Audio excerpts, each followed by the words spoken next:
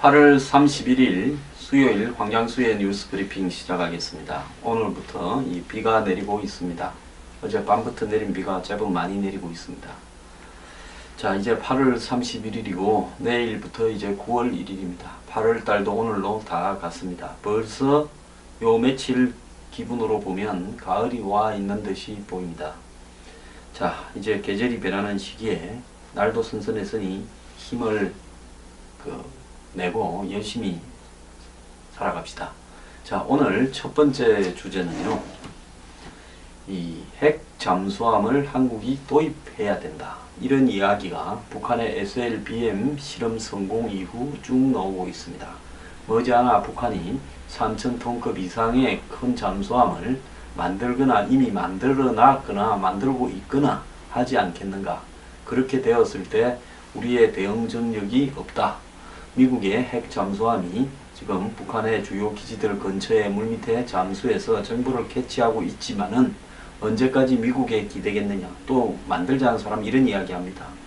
그러면서 핵 잠수함을 우리도 독자적으로 하자. 그런데 어제 말씀드렸다시피 핵 잠수함을 하려면 무한으로 제공되는 그 연료가 고농축 우라늄입니다.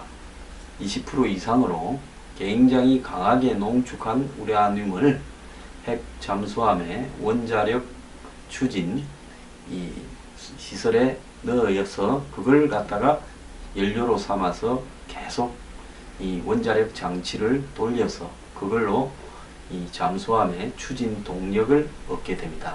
한번 만들기만 하면 이 무제한으로 쓸 수 있는 부분인데요. 문제는 뭔가 하면 고농축 우라늄을 연료로 한다.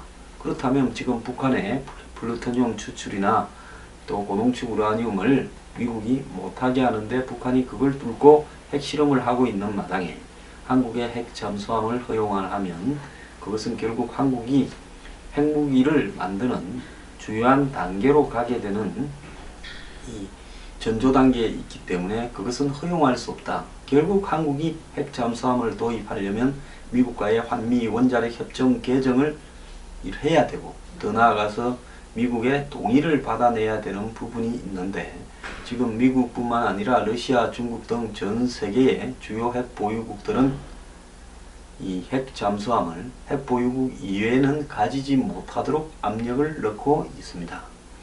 자, 그렇다면 지금 핵 보유국들이 핵 잠수함을 가진 것은 어디냐? 미, 중, 러, 영, 퍼 5개국과 인도입니다. 인도는 러시아로부터 리스해서 쓰고 있다고 제가 말씀을 드렸습니다. 그래서 북한의 대응에 필수다라는 지금 전직, 한마디로 한국군 장성들이나 군사 전문가들, 또 안보를 강화해야 한다는 쪽에서는 새누리당 의원 일부에서는 그런 소리가 나오고 또 한쪽에서는 1조 원을 헛돈을 쓰는 거다. 미국이 이미 핵 잠수함 80척을 가지고 있고 거기에서 미국이 확실한 방위 지원을 해주고 있는 마당에 왜 별도로 미국이 반대하는 그런 부분들을 만들려고 하느냐. 아니다. 미국에 의해서 간접적으로 정보를 얻거나 이런 부분은 이 한계가 있다.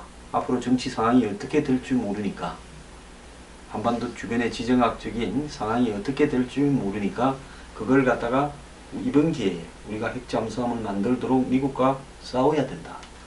이런 이야기를 하는 사람도 있습니다. 어제 한민국 국방부 장관은요, 이 원자력 추진 잠수함을 검토 가능성을 국회에서 시사했습니다. 자, 그동안 금기시해 왔는데 긍정적인 입장을 밝혔는데요. SLBM의 대안으로 핵잠함의 이 보유가 실제 가능할지 지금 주목되고 있습니다. 그래서 이런 부분도 검토하고 있다라고 하는 이야기인데요. 자, 북한이 SLBM을 전력화하는데 1에서 3년 정도 걸리기 때문에 우리도 빨리 이런 부분을 만들어야 된다라는 부분에 대한 이야기에 그렇게 답을 했습니다. 우리 군은 현재 3,000톤급의 장보고 3 잠수함을 개발하고 있고요. 군은 이중 디젤 추진 잠수함 배치 1을 세대 가운데 2대를 올해 건조 시작했고 배치 2 세대는 겨우 경영 설계에 들어갔습니다. 아직 추진 체계를 정하지 않은 배치 3 세대를 핵 잠수함으로 바꿔야 된다 하는 목소리가 높아지고 있는데요. 실제로 그 배치 3형에 해당되는 잠수함의 작전 요구 성능 ROC를 어떻게 결정할지도 아직 미정입니다. 자, 그런데 이것이 실질적으로 가능하냐 가능하지 않느냐라는 부분에서는 제가 어제 말씀드리지 않습니까? 현재로는 허용 가능성이 거의 전무하다. 자, 그렇다면 어떻게 해야 되겠는가? 인도처럼 리스를 해야 되는가? 자, 이 문제가 남아 있습니다. 군은 북한의 잠수함 공격용 최신 초계기 P-8을 4대를 도입을 검토하고 있다 하는 그 이야기를 지금 하고 있고, 이런저런 이 핵 잠수함이 안보의 사치품이 아니다. 핵 잠수함이야말로 국가의 의지만 있으면 할 수 있다. 이러면서 또 한편으로 이것이야말로 바다 밑에 포르쉐다. 기존의 잠수함은 이 소나타 좀 되면 핵 잠수함은 바다 밑에 포르쉐다. 이렇게 이야기하면서 이 핵 잠수함을 가져야 된다고 하고 있습니다. 이 원자력 기술이 세계 5위 안에 들고 또 조선 기술이 뛰어난 한국에서 2, 3년 안에 실질적으로 하려고 작정만 하면 만들 수 있다. 이렇게 보는 시각도 있습니다. 핵 연료로 사용되는 농축도 20% 미만의 우라늄도 국제시장에서 상용 거래로 구매할 수 있고, 또 이 IAEA에 보고하고 이 국제사회에 선포한 뒤 할 수 있다. 이런 이야기도 하고 있습니다. 노무현 정권 당시에 우리 군이 핵추진 잠수함 건조 계획을 자주 국방이라는 미명하에 잠깐 가졌다가 포기를 했습니다. 즉 20%의 그 미만의 우라늄을 핵 연료로 사용할 계획이었다 하는데요. 자, 보통 핵 연료는 자영 상태의 우라늄 235를 2에서 90% 농축해서 사용하는데, 원자로 내 핵분열에 의해 발생하는 열 에너지를 이용해 움직이는 것이 핵 추진 잠수함이다. 미국의 로스앤젤레스급은 농축도 40%, 시울프급과 버지니아급은 농축도 90% 우라늄을 핵 연료로 사용하는데, 한번 잠수함이 이렇게 맞춰 만들어져서 퇴역할 때까지 핵 연료를 교환하지 않아도 된다고 하고 있습니다. 자, 농축 20% 수준은 저농축 우라늄으로 분류되어 국제시장에서 상업적인 목적으로 거래가 되는데요. 이 정도면 핵무기를 제조하는 데 필요한 95% 수준에 훨씬 못 미친다. 실제 프랑스에서는 농축도 20%를 1세대 핵추진 잠수함 루비급에 사용을 했다고 합니다. 크지 않은 한 3,000톤급 미만의 핵 잠수함에 사용을 했습니다. 근데 농축도가 낮아지게 되면 아마 연료도 교체해야 될 부분이 있고요. 잠수함이 그렇게 커지지 못하는 부분이 있습니다. 노무현 정부 당시 핵추진 잠수함 건조 계획이 공개되자 IAEA는 한국의 우라늄 농축 계획을 추궁했고 결국 압력에 굴복해서 추진이 중단되었습니다. 자, 핵추진 잠수함은 시속 40km로 움직이는데 지구 한 바퀴 도는데 40일 걸린답니다. 자, 평균 시속이 12km인 디젤 잠수함은 140일이 걸린다는 겁니다. 자, 그래서 달리는 속도로 말하면 원자력 잠수함은 포르쉐고 디젤 잠수함은 군용 지프다. 이렇게 이야기를 하는데요. 자, 일본은 첫 원자력 배를 만드는 적이 있습니다. 무스라고요. 8,200톤짜리. 그래서 선박용 원자력 제작 기술을 보유하고 있기 때문에, 자, 일본이 이 원자력 잠수함을 만들려면 언제든지 만들 수 있고, 이 원자력 배가 만들어져서 IAEA 감시하에서 1년 동안 실험 항해를 한 바가 있습니다. 자, 그런데 2014년 기준으로 미국은 지금 이 ICBM 등 탄도미사일을 싣고 있는 핵잠수함이 14척, 전술 유도탄을 싣고 있는 핵잠수함이 45척, 그리고 전술 핵잠수함 14척 등을 보유하고 있습니다. 자, 중국은 전략 핵 잠수함 4척, 핵 잠수함 5척, 9척이 있고요. 러시아는 현재 한 40척을 가지고 있습니다. 자, 핵 잠수함 가질 수 있으면 좋겠죠. 그런데 저는 한국의 군부가 핵 잠수함이나 이런 부분들을 마치 장난감 정도로 생각을 해서 자신들이 어떤 뭐 핑계거리만 있으면 무조건 신무기 이런 식으로 해서 엄청난 예산을 쓰고 있습니다. 내년도 예산도요, 방위 예산도 40조를 훨씬 넘겼다고 지금 전해지고 있는데요. 그 들어간 돈만큼 한국의 방위 전력이 계속 강화되고 있는가?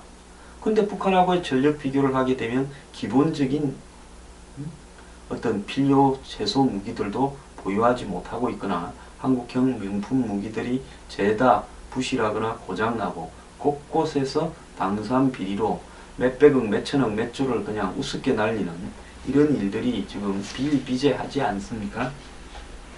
자, 이런 상황에서 어떤 것이 합리적인가? 저는 원자력 잠수함은 일단은 추진이 불가능하다, 이렇게 이야기를 하고 싶고요. 리스가 가능하냐라는 측면에서는 또 다르게 좀 알아봐야 된다는 겁니다. 인도가 지금 러시아제 핵 잠수함을 인차에서 쓰고 있습니다.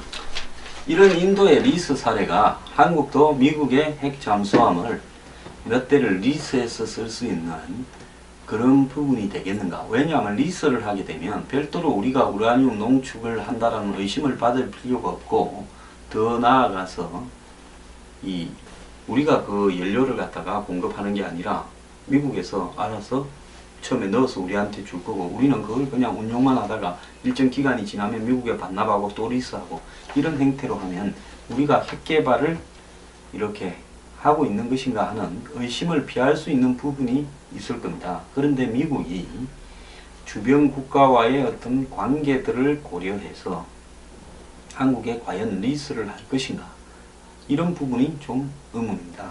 2012년에 러시아에 9억 7천만 달러, 1조 619억을 주고 8,140톤 규모의 아큘라2급 잠수함을 10년간 임차함으로써 핵추진 잠수함 보유국이 되었습니다.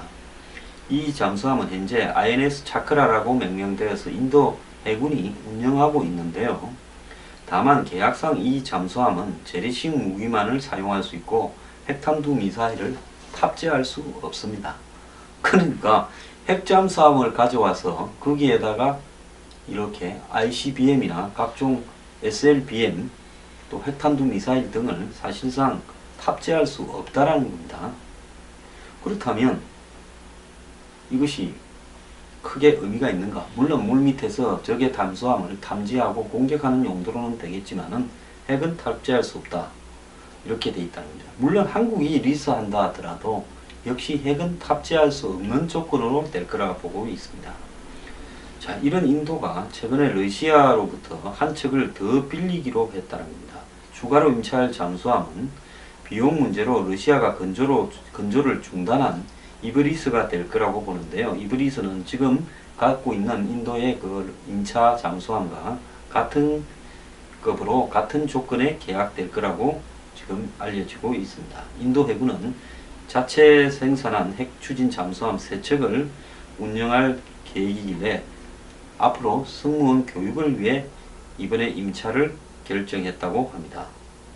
자, 인도는 자체 제작한 첫 핵 추진 잠수함 INS 아리한트를 1년 뒤에 운용 예정으로 시험을 하고 있다고 합니다. 6,000톤급의 INS 아리한트 사거리가 700km의 K-15 핵탄두 미사일을 탑재 가능할 수 있게 설계가 되었다고 합니다. 자, 이런 인도의 핵 잠수함 운영을 우리가 좀 차용을 해서 리스할 수 있는 부분이 있는지 저도 이 가능성을 열심히 타진해 보겠습니다. 자, 중국 해역 주변을 인도의 핵 잠수함이 최근에 이렇게 40일씩 이렇게 둘러보고 물밑에서 다녔는데 중국 해군에 의해서 정찰되거나 추적당하지 않았다는 겁니다. 인도는 중국 해역을 시범으로 한번 갔다 와 보니까 중국이 모르더라, 이래서 매우 기뻐하고 만족해 하고 있고, 중국은 자국 주변을 인도 핵 잠수함이 항해를 했는데도 전혀 알지 못했다는데 충격을 받았다. 이렇게 보고 있습니다. 자, 이것은 결국 미국이 인도로 하여금 핵 잠수함이 이 중국을 견제할 수 있도록 하는 부분에서 인도의 핵 잠수함 제작이나 지금 리스를 허용했다. 인도는 어차피 핵 보유국이고 그것도 또 중국을 견제한 부분으로 허용을 했으니까 그렇게 볼 수 있는데요. 우리도 그렇게 될 것인가? 이 부분에서는 지금 리스 쪽으로 집중적으로 한번 타진을 해보고 그래도 안 되면 포기해야 될 거다. 이렇게 봅니다.